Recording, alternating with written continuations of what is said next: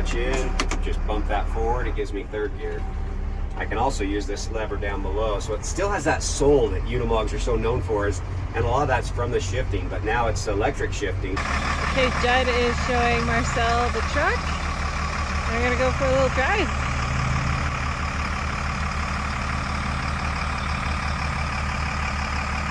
Here's your central tire inflation. So I can choose, right now it's in both tires, I can choose to air up my front tires or air up my rear tires. So if I want to air up my front tires, and then I inflate. It's German for front and rear. Okay, so HA is rear. I mean, how cool is this truck?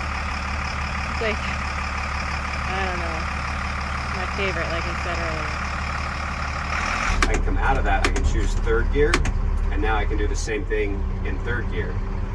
Push this button here. Yeah, forward and reverse. Now I want reverse third. Now I'm stuck in third gear, but I got forward and reverse in third. Yeah, good work truck. That's what they're built for. I mean, it is. It's like an off-road semi-truck. Yeah. Slash tractor, slash off-road crazy thing.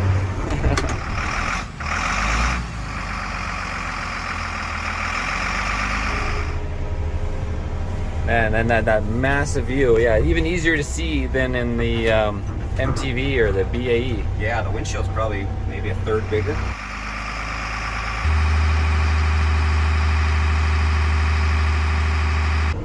I guess I should make sure I know where the brakes are. Yeah. You know, the first time you gotta reach for the brake. There you go. It doesn't have liquid spring though. You can feel the body roll, right? Yeah, but I mean, that's part of Unimogs. I mean, they're made to flex, but yeah.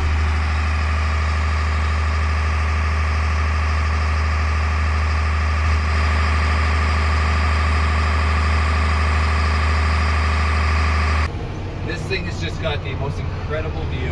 Yeah, and that windshield amazing.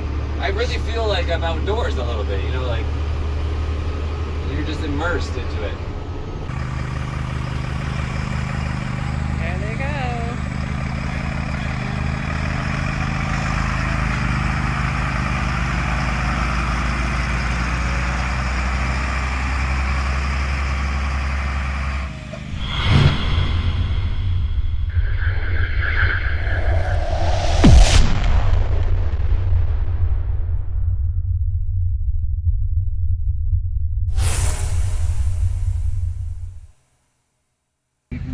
U500, the American version. Did they import these into Canada too, or is it just US? Yeah, well, they had them both. It was North America spec'd, and so they made a couple changes for North America. They increased some of the cooling capacity because in Europe they were top speed. They were geared to only go like 57 miles an hour. They do in North America, our big open highways, they did more. Okay. And so it's interesting. A cool feature I've shown is that the way they cool the rear diff is there's fins on the back of the driveline. So that solved their problem at high speeds is by putting fins on the back of the driveline to cool the rear differential for the high speeds. Yeah, if you sneak in here, you can sneak see in somewhere. it looks like a boat propeller on the back of that driveline right there. Oh yeah, okay, I see it. Not on the pumpkin, but no, right here in front of it. It looks like you could go through water. On the actual drive shaft. But that solved the problem of the rear diff heating up at high speed. Again, Pirelli's on the same thing. It's just kind of what they come with all the time back then, or do you source these Pirellis? No, we're getting these. These were put on after the fact. This isn't what they would have come with. Okay. But you know, a lot of people are going with the new old stock military, but you still might have a 10-year-old tire. Mm-hmm. You know, when you're driving 70 miles an hour, I want a brand new tire. So we do these Pirellis. Pistas are easier to get. And in terms of the frame extension on this one, is there a simple way to kind of look at it? Because it's not torque tubes, you literally can cut this frame. You know, because this is where you just need to get in front of it here, since this is where everything's tied in for your rear axle. You cut the frame and you extend it to whatever wheelbase you need. And then like C-channel it and weld it and C-channel it. For sure. Yeah, you reinforce it so it's stronger than it was to begin with. Than everywhere else, yeah. And then you lengthen your drive line. That's how simple it is. And in terms of the twist factor, the torsion twisting, It's still. I mean, again, that's Mercedes spec. That it's in their manual of how to do it that way. Really? Oh, okay. Yeah, this isn't just like our farmerized way of doing it. It's not That's Mercedes' way to do it. Which surprised me. Yeah, we learned that from Rob Pickering. He's the U500 expert here in North America. Rob who? Rob Pickering out of Colorado. Okay. So he said you just cut the frame. So yeah, if somebody wanted this as an expedition truck, it'd be easy to lengthen that wheelbase. This is such a cool looking truck. Yeah, we always thought it was one of the coolest ones. We just always saw the limit of the length compared to like the other Unimog options. And I do. I think you're 11 and a half feet inside the box. So you're roughly 12 feet. But But look how close you are here. Like you could easily add with 3 the more same feet. departure, and even if you had like your angles, yeah. Yeah, but you could come out 2 to 3 more feet before you even do a beaver tail. Yeah. And the beaver tail is sometimes just for the back of the bed, or maybe just for storage, you know. The only disadvantage of those is towing. Like with now, you know, we have this huge towing. Is that, you know, your trailer would be too close to the back of your vehicle with that, unless we do one of our hydraulic bumpers, which is what we have for that 6x6. That's right. In terms of like Tina and I, it's pretty much my race trailer. 8,000 pounds, 3 motorcycles, 16-foot trailer I pull, you know. And that's pretty much the trailer I'd pull. You wouldn't even know it's back there. Yeah. Yeah, I mean, and this is. I don't know what this. I don't know what this thing's rated for. I can't remember off the top of my head, but more than you would ever tow. I would still have to get the drop to go down here. Right. But well, in my life, into the 500 here. We just had this one reupholstered and put better cushions in it. I didn't think the cushions. I mean, you got like all this air adjustment on these seats, but they really weren't as comfortable as maybe it's just because the seat was worn out and they had that kind of bus-looking upholstery, and so we just had those all reupholstered. I mean, but this is like an air ride system on this one. Yeah. Yeah, because I can see the bellow or whatever. Yeah. Of course, those PRP seats are pretty comfy, you know. And the other well, I mean, those PRP and the Corbeaus, I mean, they're made for desert racing, so they have suspension built into them already, but it's springs instead of air. And then all the controls, we can get into that later, but that's for your plow, all like it'll be fun telling you about it. This is a very, very complicated truck, but once you understand it, it has so much soul. Like Unimogs, like normally, like, you know, the manual ones, the manual transmissions, if you've seen those, there's like levers everywhere, and that's what people love about it. So this is more of a digital version of that. Yeah, because it's all automatic. Yeah, versus but like so you still have a ton of gears, you know, and it's all digital. Yeah, the view up here, Tina, is amazing too. Oh yeah. And there's a sliding rear window even on this one. It opens up. Yeah. Wow, so cool. Oh, this is how I think this is my favorite looking truck. It's pretty cool. I'm gonna go throw my coat inside. I'll be right back out.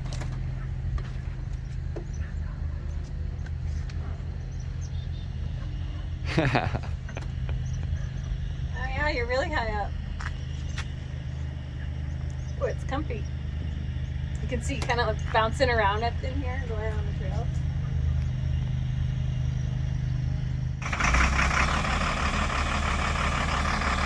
Okay, Judd is showing Marcel the truck. We're gonna go for a little drive. I don't know. My favorite, like I said earlier.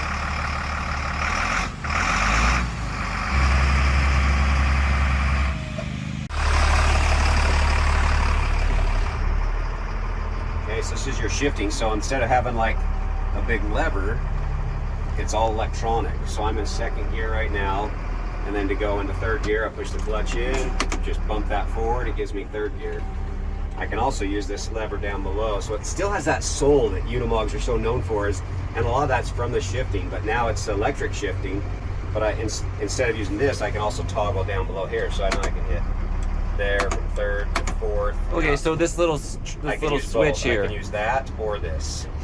And one of the reasons for that is that if I'm here and say I go back to second gear, it's in order to go to neutral, I've got to push this button in. That gives me neutral. And then for reverse, I got to push this button in over here to go back into reverse. So now I'm in second. Yeah. And then you physically have a clutch. But that's a lot of. So say you're plowing and you're going forward and back in a parking lot, that process takes a while.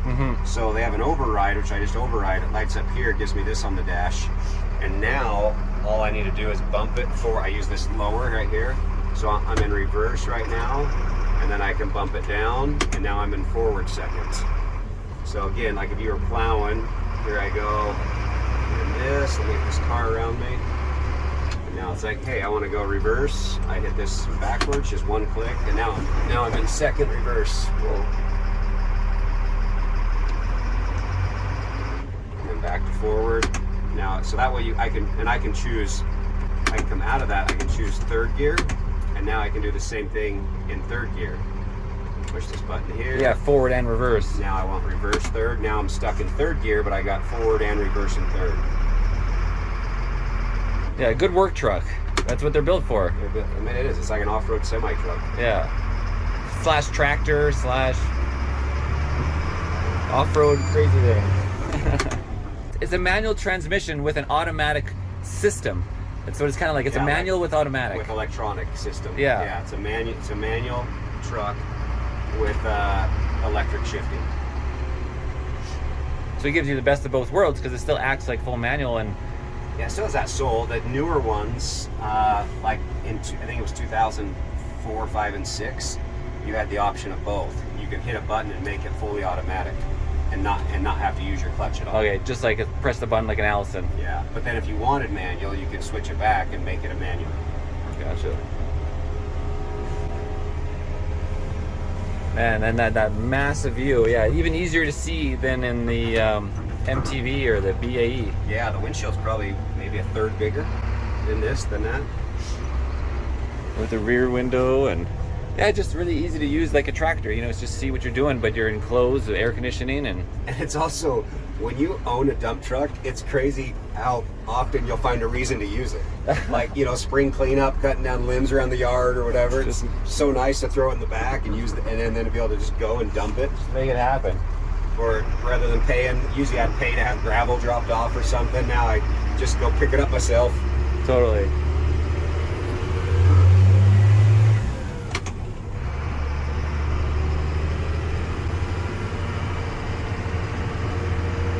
Guy's out for his morning run. That's shirtless, ready to go. Yeah. And sorry, what year was this one again? 2003. 2003. So like 21 years old. And this one we had Rob Pickering take all the windows out of it, and then he completely repainted the cab, refreshed everything. The beds are always just raw aluminum, so we had the whole bed disassembled and powder coated black. I think it just made it look a lot nicer. Yeah. We wanted, you know, this is one that I plan on keeping for a minute, so I wanted it to be really nice. This is the one you were using to plow your driveway? We actually had the other one that didn't have central tire inflation, the other U500, and it was yellow. We had it painted matte black. Yeah. I didn't like the yellow color, but I loved that truck so much. So when I heard that there was another one for sale that had central tire inflation and all the exterior had all been refreshed, all been gone through even more, I liked the truck more than I thought, so I spent quite a bit more money to buy this one. And the engine's, what size, like 5-6 liter on these? Is this a big engine on this one? Marcel, you're not supposed to ask me those kind of questions. I have no idea. Oh. It's a miracle if I remember whether it takes the green hose of the gas pump or the black. Because some Unimogs actually had really small engines, but some of them had decent, decent size. I think this one's 280 horsepower. I don't remember the liter. Yeah, so it's probably like the larger 6 liter. I think 800 foot-pounds of torque, somewhere in there. Yeah, like a Duramax. So you see I'm in 7th gear now. They ship pretty quick. So it's actually, this is an 8-speed. And how do you know what gear you're in? Where's the indicator? It's on the dash. I'm in 7. Now I'm in the top gear, which is 8. Well, I better put my seatbelt on. Crazy? Running wild? You're right. I'm just trying to enjoy the ride. Oh yeah, the air ride seats now. Oh yeah. Actually, first time in an air ride seat. I think it's pretty comfortable. This takes that hit away. And there's so much adjustment because you want to adjust it for your weight and everything. Oh, okay. So you have a ton of adjustment on the air ride. Oh, so it doesn't, yeah, because I'm a little maybe sink through it too much. Or... Yeah, you're too heavy, you'll bottom out, so you can adjust it for your weight. We we had all this redone. Casey put in a better, new modern stereo system with CarPlay. This one, it gets so hot, in North America that the factory air conditioning, they have factory air conditioning, but if it's above about 85 degrees, it won't keep up. It's too hot here.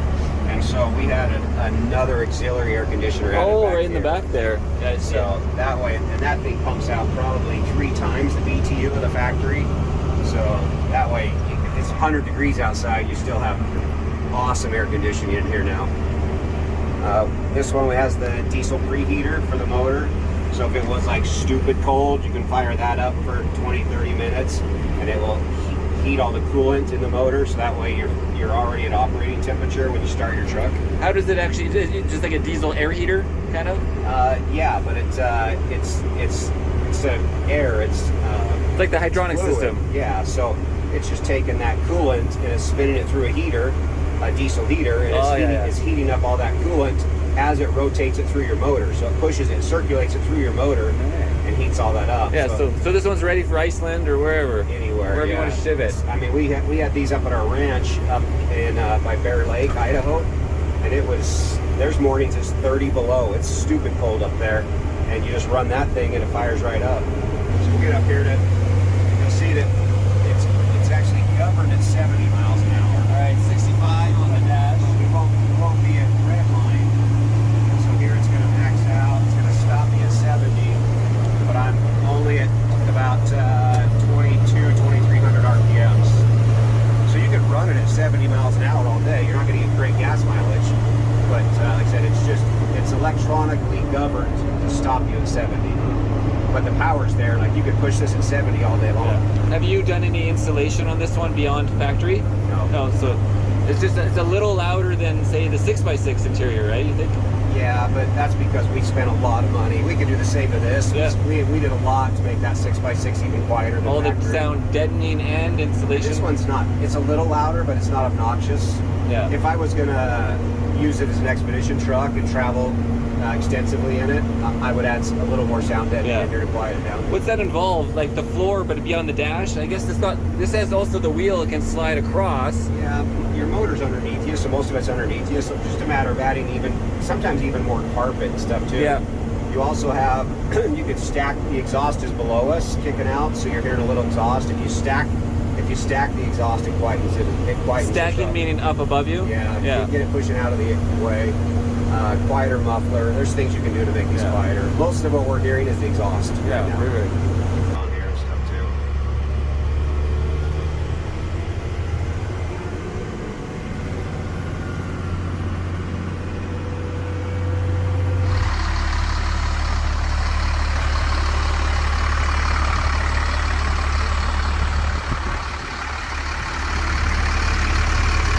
Yeah, you have to use the clutch. Okay. Oh, it's nice and soft too. So just imagine you're shifting a lever, but you don't have a lever.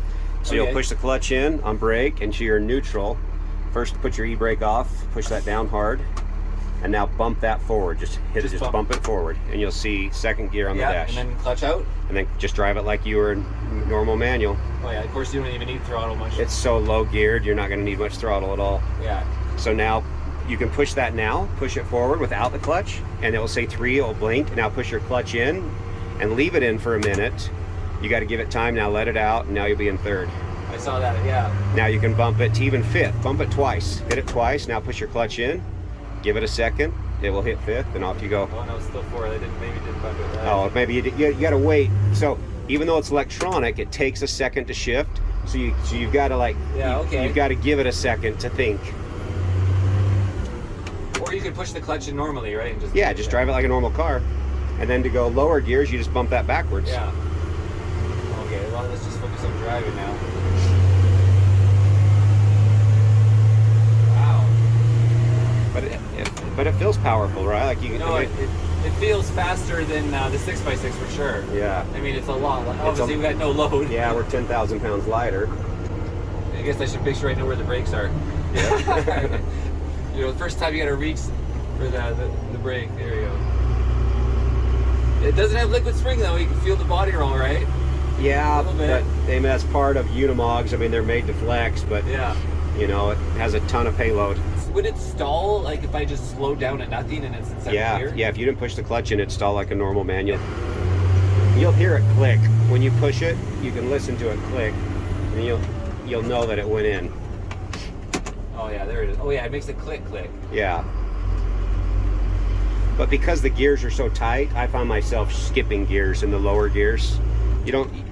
So I'll go from like 3rd to 5th or from 2nd to 4th.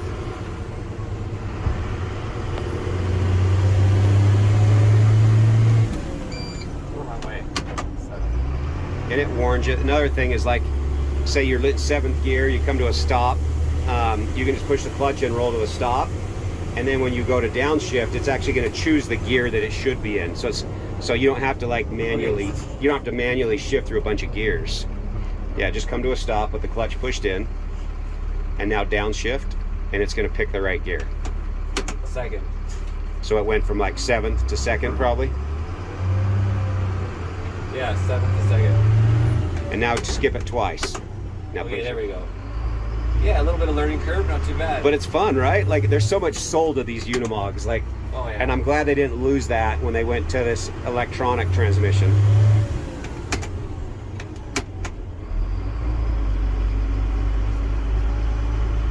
RPM. It's like kind of chugga. Here we go.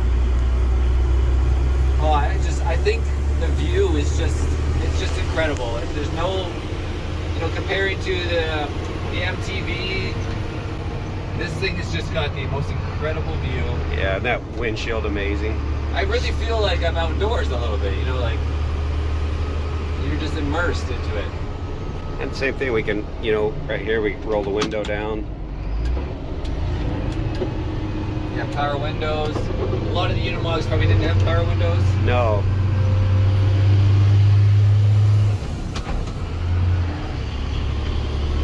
You said it's a 7-speed total, right? 8-speed. Oh, it is 8. I was wondering, I thought 7 seemed a little low, actually. There you go. Yeah, you got an 8 as well. There he is. We're in a 30 zone. Brakes are pretty good.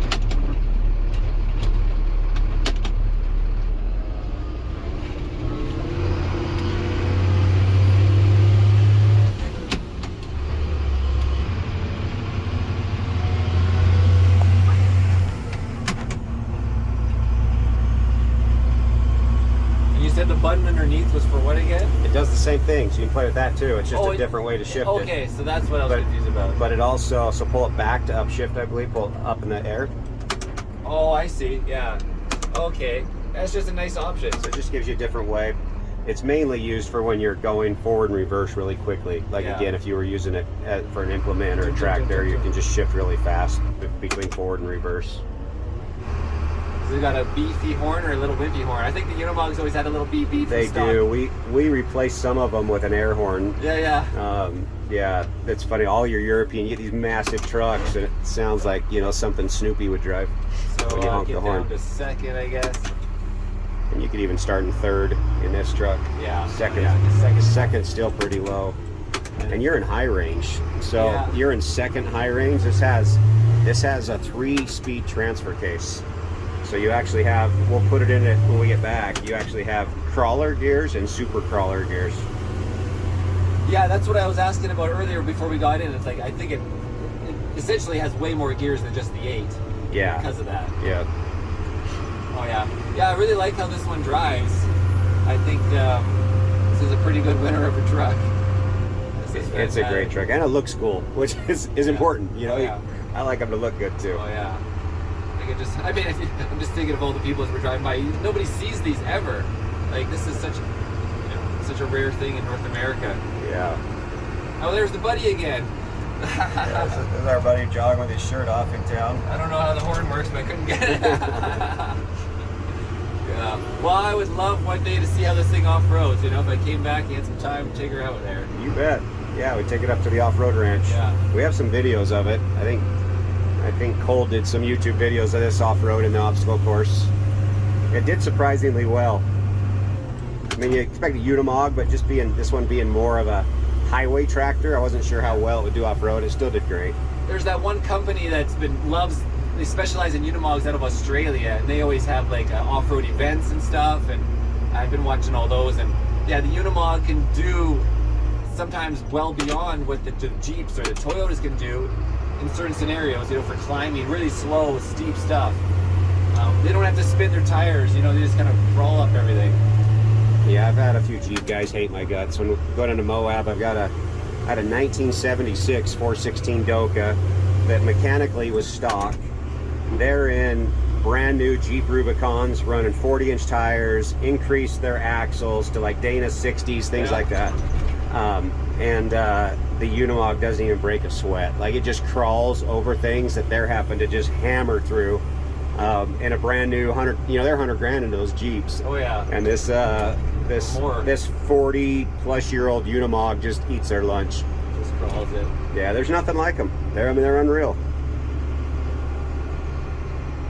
I guess no room for a cooler in this one, but you have to. This entire, so they actually make a 3-seater in this. So this entire console right here can move all the way over to you. It just has to unbolt. It unbolts, and it takes you half a day, but you could move that over. Okay. But they mount it here because that steering wheel can move from there to over to here. The dash pulls apart, and in 5 minutes that thing slides over to here. And so this console can be moved next to you if you wanted to. And that's the plan. I plan on moving this over, and we actually have a seat out of an F-150, a center seat, that folds down, so we have all the cup holder stuff in it. But then it's also a seat for a child. Just enough, or like in the other one, you always have a double seat option too. Yeah. Yeah, just very comfortable to just cruise. I mean, I feel just super like anyone could just pick this up. Yeah, I almost missed the driver. Oh. There's our air brakes. Oh, wrong way on the shifter. Like you said, it'll do it if I did the thing, but 4/3. Yeah, if you just push the clutch in, it will choose the right gear.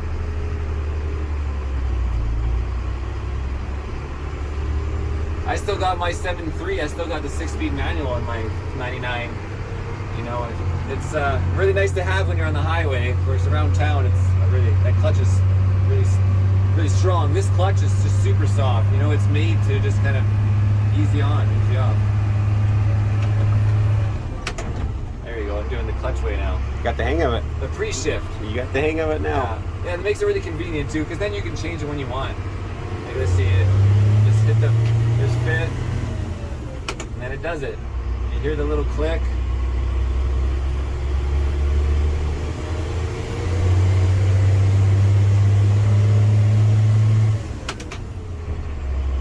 I still can't believe I'm in 6th gear going, 20 miles per hour though. Yeah. It's so much different than like driving my truck in that sense.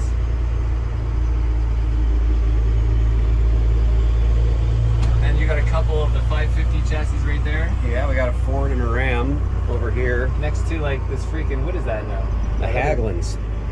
Yeah, that's the tracks. At the track. It's actually a street legal with rubber tracks. It will go 30 miles an hour down the highway.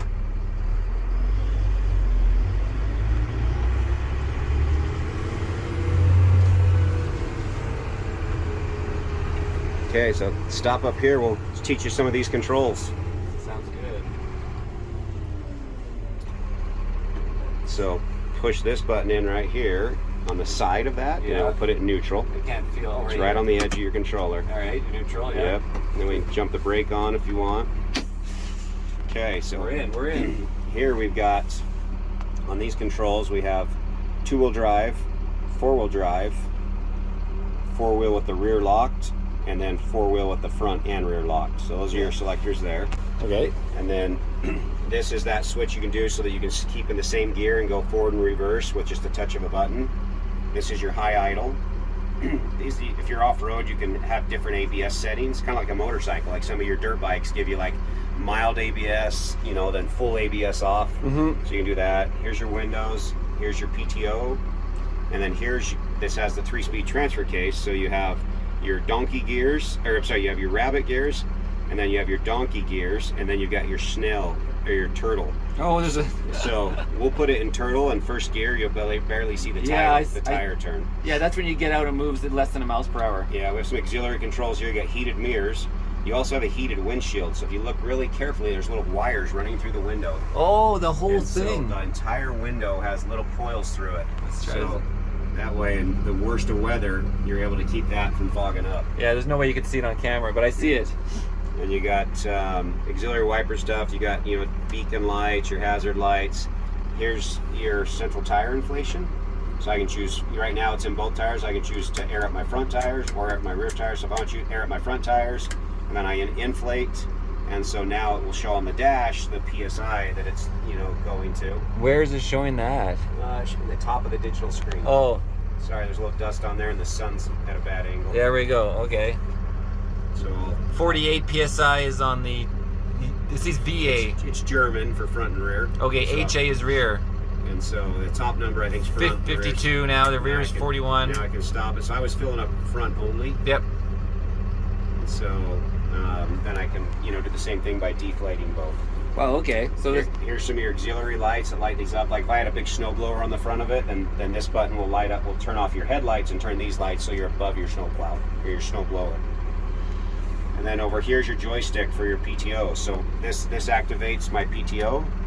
I can turn that on, then I can run my dump bed, I can run, you know, snow plows, I can choose all the different circuitry. You got 8 circuits here for different implements. Back here's your headlights.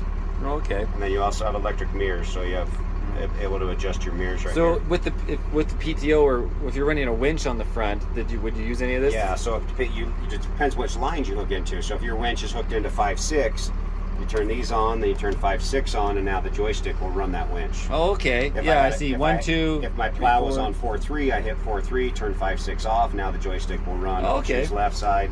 My joystick's going to now run the plow. This is like Nintendo Atari time, huh? Yeah. Just a big kid version of it. This right here doubles your flow, so you can hit that to double your flow. This increases your power. There's a bunch of different options also with the hydraulics. And to double your flow, is that actually going to raise the RPM, or? No, it's just going to increase the pump speed. Oh, yeah, so that the pump way, separate. Yeah, so if you were like, just wanted, you know, whatever implement you're using, you want it to move faster, then you double your flow. Cool. And a cigarette lighter, finish her off, of course, yeah. There you go. And a little storage back here. Yep. Well, awesome. Freaking, I love it. I think there's the U500 this tutorial. one, I'm really impressed. Yeah. Should we do something really fun while you're filming right there? Absolutely. So, what are you thinking? let's put this thing in. You turn the stereo on? Oh yeah, the crawl mode. Let's do crawl mode. Okay, so that. Now I'm gonna put it. Now we're gonna do turtle. And then push. Was it push? Yep.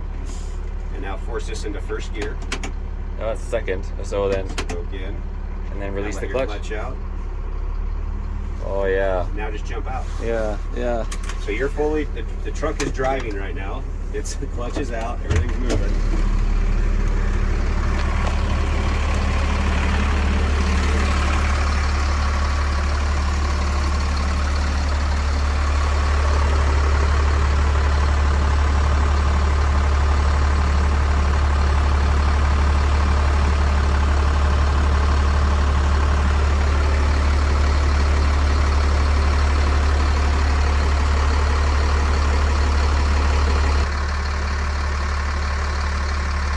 It's going.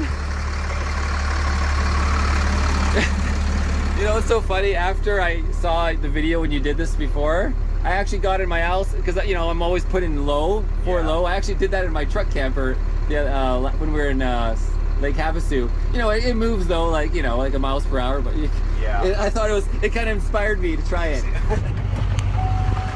Whoa! Where you going, Tina?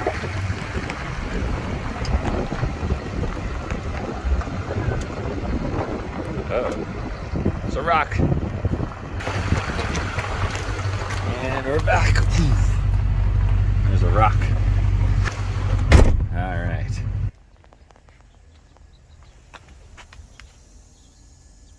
Just the massive amount of ground clearance, those portals.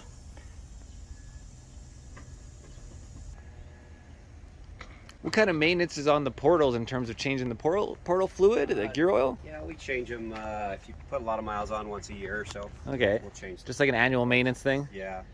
What does it take in there? Also high service intervals, like 10,000 miles. Yeah, well, that's the whole thing with the German mobiles, right? They actually have drain intervals that are realistic. They're not just trying to sell oil all the time. What does it take for a gear oil in the portals? Yeah, gear oil. Just like a 7590, 110? Don't ask me those questions. All right. you gotta ask me any smart questions. Yeah. You should be proud of me that I knew it was gear oil and not motor oil. For sure. Well, and then the engine. I mean, how do you see the engine? Is it just the whole? This is the front end comes off. This you undo under the levers here. This pops up, and the whole entire cab tilts forward as well, and so the whole cab will tilt. Oh, so it does do. It's both. That way, if you had something major, the entire cab tilts, so you could pull the whole motor out. I wasn't sure on the 500s because I know this access is going to be just a little fluid access. Yeah, you got to pop this first, and then you can tilt the entire cab. Yeah, wonderful. Well, thank you, Judd, for showing us your. Yeah, look at you're all these wonderful. hydraulics. So you got like a circuit here, and you got 2 more circuits over here. You got circuits on the side, you got circuits on the back. Like, it literally is like a high-powered freeway tractor. Yeah, and I like how this is all stock on these things too to cover the central tire. Because it protects your line for your central tire inflation. Because if you're off-road or whatever in the brush, you could actually rip your line off the central tire. Oh, of course, yeah.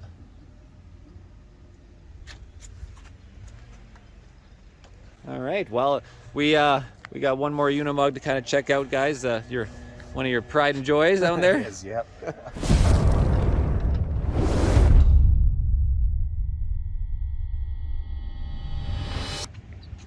Okay, so we're back. Tina and I just kind of sat in there trying to like picture, talk about how this 500 has the absolute best view because of the side. It's like the tractor windows. It gives you windows all the way down here and this massive front window.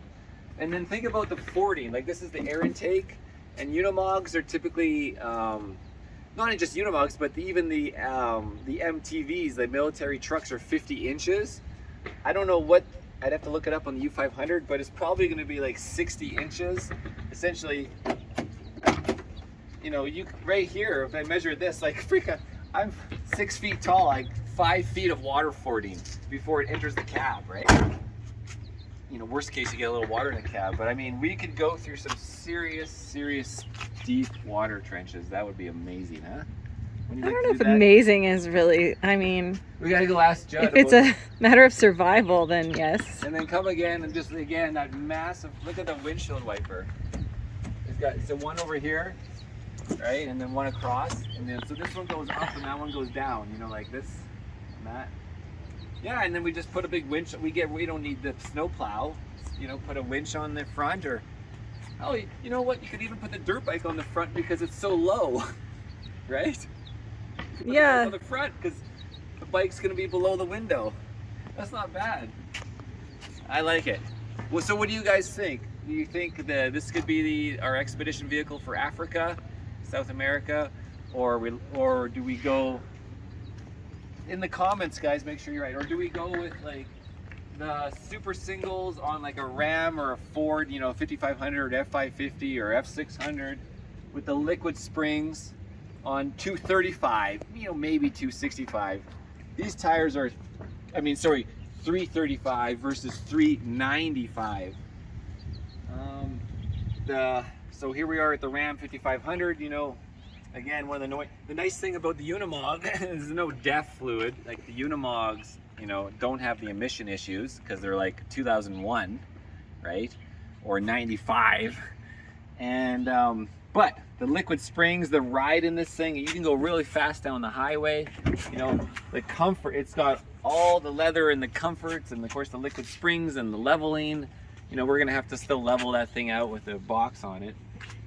It's nice to have the truck camper, the ability to have your bed over the cab and have a 13-foot box. And this is like their latest, they're getting into the market of building boxes, like utility beds. And it's just a wonderful, really nice utility bed. And then you could use this as a table. Right, all aluminum. Casey welded these up and nice little struts. So, and then, still room to put, like if you want to slide in or use it for whatever purpose. And then, I didn't actually look in this one, so this is really cool. Oh yeah, there's the kinetic rope and your gear. So really, really nice. The quality, I mean, just everything looks like it should. Good seals. You could put a fuel tank in here or under here as well for your auxiliary fuel tank.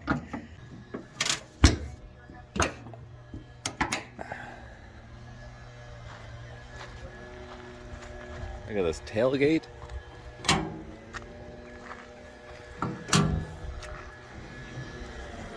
Oh, really cool. You can see how the tire's been shaved to make it balanced. Look at the shave marks. So yeah, anyways, so it's like your expedition vehicle with your Ram or your Ford, but you know, when we're in Africa, you're not gonna have very many Ram dealers or Ford dealers. But you will have Mercedes dealers, and the Unimogs are so basic that all these guys are working on, you know, mechanical engines are not just much simpler, right? So, and then the beautiful buckstop. This is that buckstop. This is the aluminum bumper, I think, the full aluminum. Oh, there comes Judd. We're just doing our chat. Good. What's the fording, the water fording of the 500? No idea. Deeper than you probably dare drive. Because I know the LMTVs, when they're rated for it, like the it's 50 inches. So Right. I'm assuming that thing is even taller to the cab, like 60 inches. Yeah, I'm not sure on those. I know the regular, like the SPU Unimogs and stuff. I mean, that's why you got your air intake way high. Well, that and one stuff. And then you also have torque tubes on that, so your whole driveline stuff pressurizes the air. Yeah, that's right. So that's what's unique about those Unimogs. And I don't think those are the same, but that makes it so it's actually pushing air, so you don't get water In in your places diffs you don't and everything want. else. Yeah, that pressurized. pressurizes it all. I remember watching when there was a flood video, there was a guy going around in a U500, and there's guys in tractors, and they were saving people. And I remember it was like right up to the hood where the lights were. Yeah, everything's so high on that truck. You can go through some deep water. Yeah. We were just asking the audience, you know, is it the 500? Is it the Ram, the Ford? You know, is it the LMTV? See what they think. I can't wait to hear comments, because it is. It's like even you and I can't make up our mind, you know? And I've been around these trucks now for, you know, nearly 2 decades. Yeah. And I still don't have like one that's like, this is the only truck. Yeah. It's the compromise. It's a compromise. Yeah. From the habitat to the highway manners to off-road to reliability and where to get maintenance or where to get problems fixed. You know? There's so many things going on. Where are you traveling? That makes a big difference of which truck to choose. Yeah, it's like, you know, the joke about motorcycles with people trying to convince their wife, like, how many more motorcycles you need? Just one more? It's always just one more. Even if you have 20, I just need one more. Well, I need one for this. I need the one that's between the street and between the dirt bike. You know, you need the 1200, you need the 800. I need this one for the highway, I need this one for dirt. But then if it's really hard dirt, I need the dirt bike, you know. Yeah. So I don't know which one's the right truck. You just need all of them. Yeah, and we're going to go take another sit in the 6x6 because we're going to kind of just sit in there and feel it up. Yeah, you should. Go check it all out again. I'll be out again in a second. All right.